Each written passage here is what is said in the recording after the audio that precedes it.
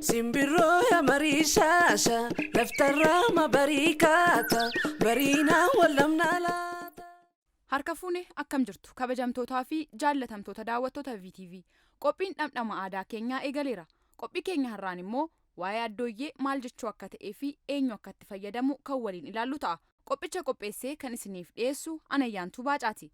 Haga xumura qophii keenyaatti nu waliin turaan immoo affeerraa keenya kabajaaf jaalalaati. Hiriyyummaan uummata Oromoo biratti aadaa kabaja guddaa qabudha.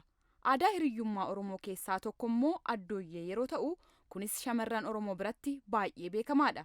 Addooyyeen aadaatti shamarran Oromoo jaalala dhugaa, kabajaa fi maalummaa hiriyyummaatti agarsiisanidha. Addooyyeen aadaa dubarri umurii fi naannoo jireenyaatiin walitti dhiyaatan lama haga waliin jiraatanitti wal jaallachuu fi waliin dhaabbachuuf waadaa walii galanidha. Waadaan walii galan kun immoo kakuu hiriyyummaa isaanii kan cimsu ta'a. Haalli kakuun kun itti raawwatus seera mataasaa qaba. Dura jarri lamaan quba moggee wal qabatanii akkana jechuun kakatu. Dubreen jalqabaa addooyyee addooyyee yeroo jettu, dubreen lammaffaan immoo ookoo jetti. Dubreen jalqabaa yoon lammata maqaa kee dha'e maqaa koo duutaa dhooftuu jetti. Dubreen lammataa immoo koollee duutii haa dhooftu jechuun kakuu waliif seenu. Kakuu kana booda hiriyyoonni lamaan addooyyee jedhanii wal waamu.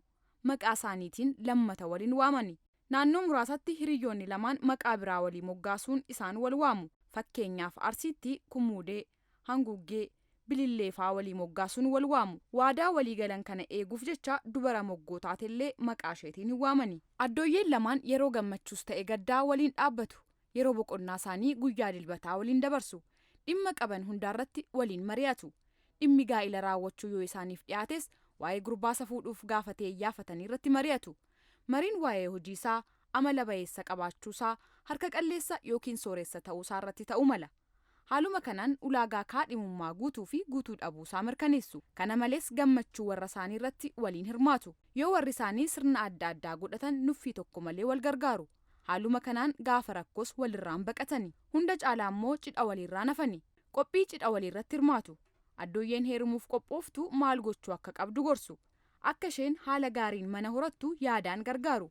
Kana malees waan misirroon fudhattee heerumtu dhalee fi dhangaa adda addaa qopheessanii mi'a manaa fi uffata bitanii walii gumaachu. Bakka tokko tokkotti ammoo heexoo dubarri heerumuuf kaatu dhugdu waliin dhugu. Dhumarrattis gaafa heerumaa baay'ee fi taarii baafachuun booyanii fira boochisu. Walumaa galatti addooyyeen haala shamarran jireenya keessatti gaddaa fi gammachuu irratti waliin dhaabbatanii jaalala waliif qaban ittiin ibsanidha. Sabni Oromoo aadaawwan mimmiidhagoo akkasii fi kan biroos hedduu saba qabudha.